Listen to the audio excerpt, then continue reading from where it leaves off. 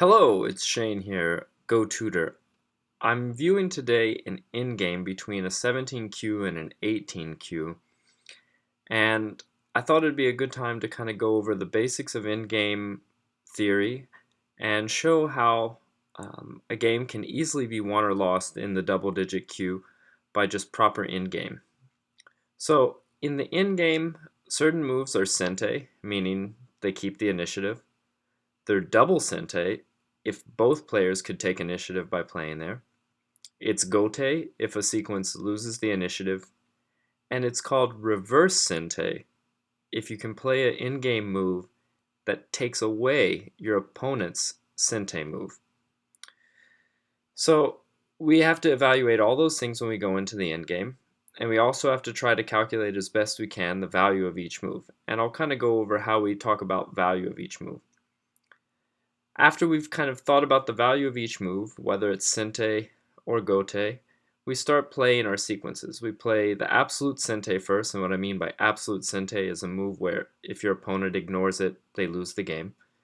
Then we would play double sente moves, moves that would be sente for both players. Then we play our sente sequences that are sente for us alone. And then we decide between playing a gote sequence or a reverse sente sequence.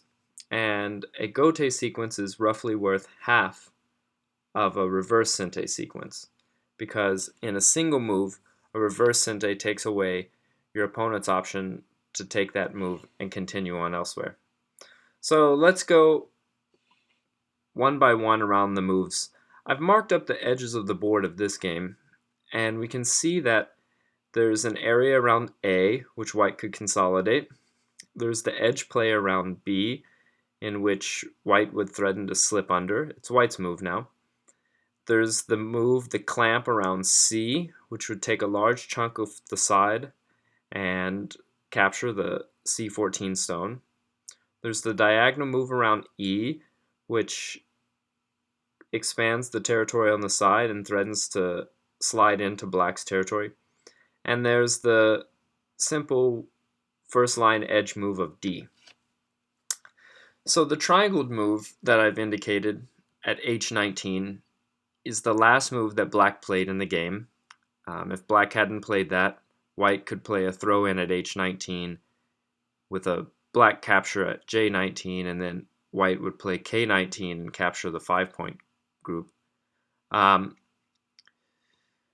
Black had played this move, and I guess white was looking locally at what was happening and decided to defend the area around A. And this is kind of where white started to lose the game, because in this game, if we count the points, white is just ever so slightly ahead. White is not paying Comey in this game, or not paid Comey in this game, because the difference of the rank is 1, so there's only a half-point Comey, so white is just maybe a point or two ahead of black here. So let's just first talk about the move at around A. If white plays this peep, well, black can't afford to lose that. And then white would have to defend his territory with a move around N14 or O14. So let's look at this. In this diagram, we have 21 points in the white territory, 19 territory and 2 captures, and none for B locally. Now, I call this a 5-point gote in-game sequence. It's gote because black does not need to answer what happens here. It's 5 points because if white were to allow black to play there first, I pressed pass,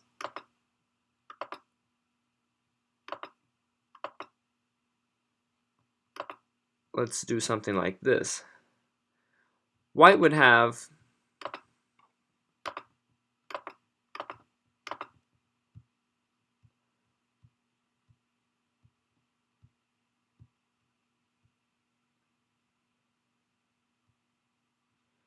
White would have 13 points plus the 2 captures, that's 15 points, and black would have roughly 3 points locally.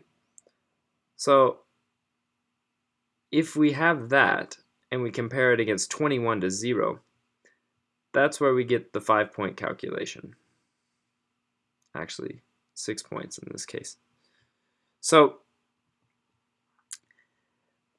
even though it seems pretty big to consolidate this area, ending Gote makes it not that valuable. Now let's take a look at another area of the board. If white is allowed to capture off this whole area, black only has 9 points in the first 3 lines here, actually a little less because white can play a16, black has to play a17. So there's 7 points here. White has captured the c14 stone, and white has the territory around the b13 area. Conversely, let's do this Gote sequence. If we do this, now black has 15 points in the first 3 lines from a19 to a15. White does not have those points. So 15 points from 6 points is 9 additional black points, and then the lost 6 points of white stone. So this is about a 15-point in-game move in Gote around the C area, whether white plays the clamp there or black plays there. So 15 points in Gote versus 5 points in Gote around E. Now things get just ever so slightly more complicated with the B move, because now,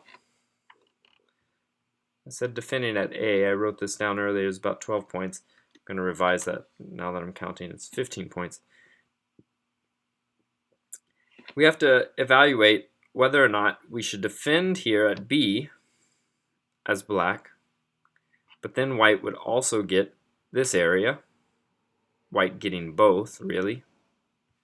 Actually, white would probably play this edge move first in Sente, and then take this. White getting both sides, versus black ignoring the B move and simply defending here. So when we do this, now white's going to get to jump in with this large knight's move, what's commonly referred to as the monkey jump. And a monkey jump is worth generally between 6 to 10 points in Sente, depending on the surrounding circumstances. So in this case, black has to make this move and sacrifice 1 stone. Now, here black can play this because if white pushes through at B, it ends Gote for him. So going back a few moves, it's better for white to capture right away right now.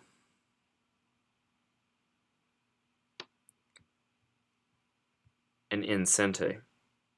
So if we end Sente here, we see that black has 10 points in the corner. So black has lost 10 points versus if black answers this,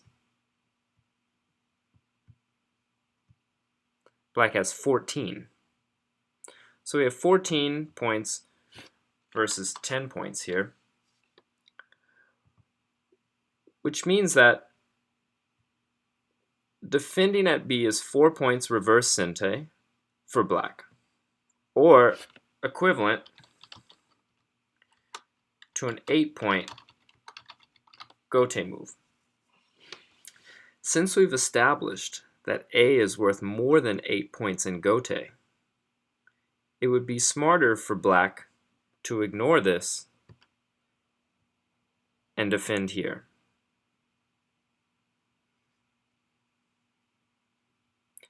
I hope that makes sense. Now the only moves we haven't talked about is the E move and the D move. Now let's talk about the D move simply. White would not play here right now. It's just frankly too small because it doesn't threaten any follow-up. But it's black's privilege to play there almost at any time because white has to defend. And it's proper for white to defend in this way because that prevents the next move from also being sente. When black moves there again, it's gote.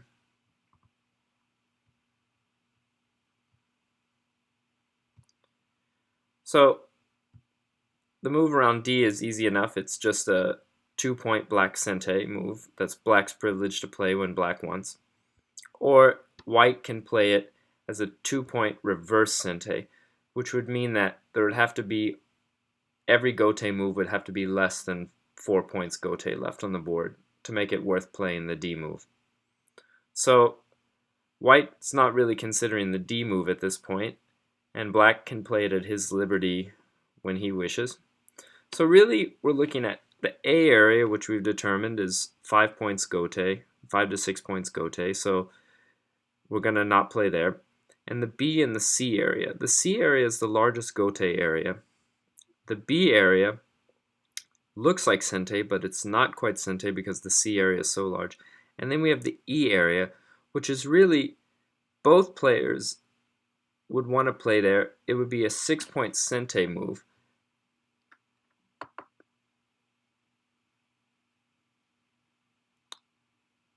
If black's allowed to play there.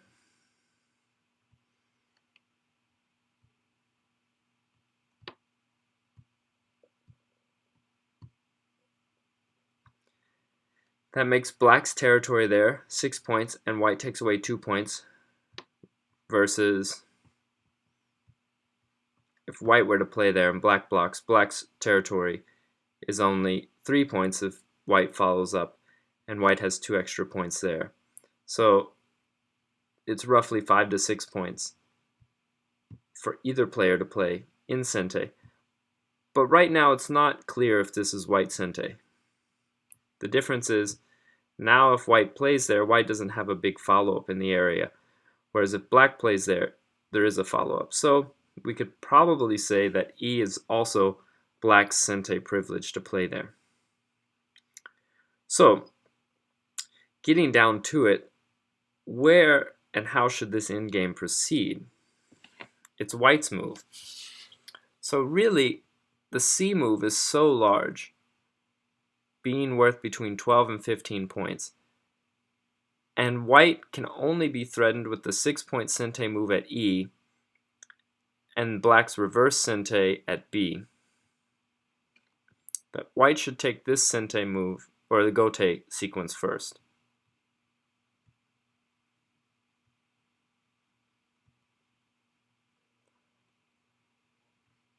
Black would then take this sente sequence.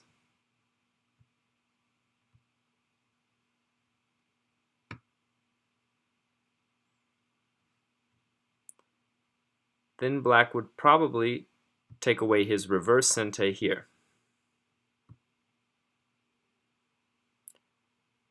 Now, it's white's turn, so white should take this sente sequence in the corner.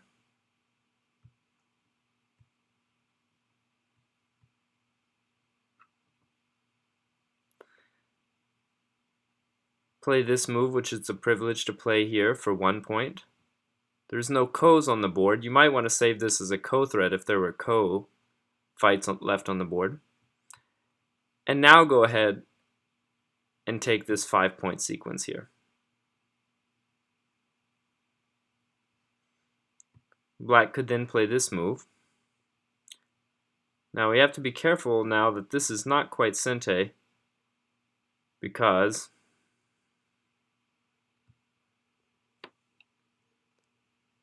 the cut there does not work.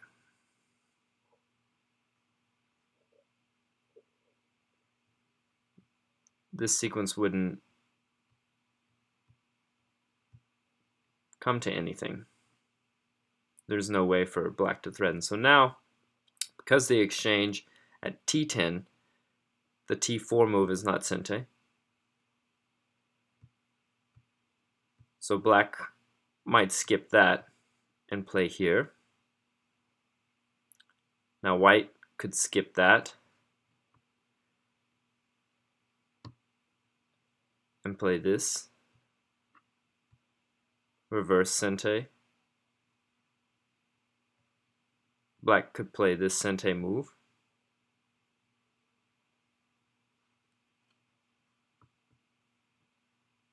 And then 2 points. 1 point protected because white won't give the Atari.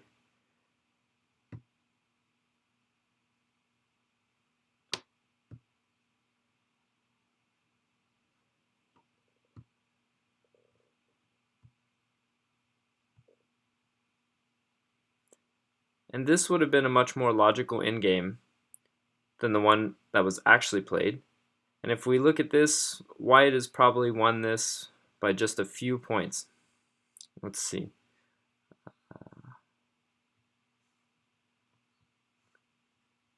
Yeah.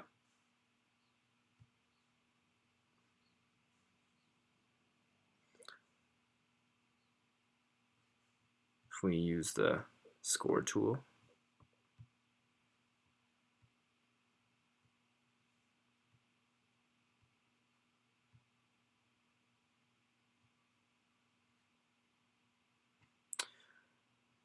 So that would have been how white could have won the game.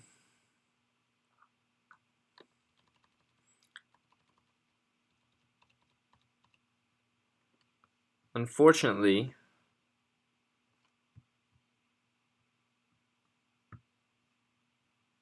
black was allowed to play in the area around c15. White had made one needless move, and now we see that in this endgame, black is actually winning. So black won this game in the very end.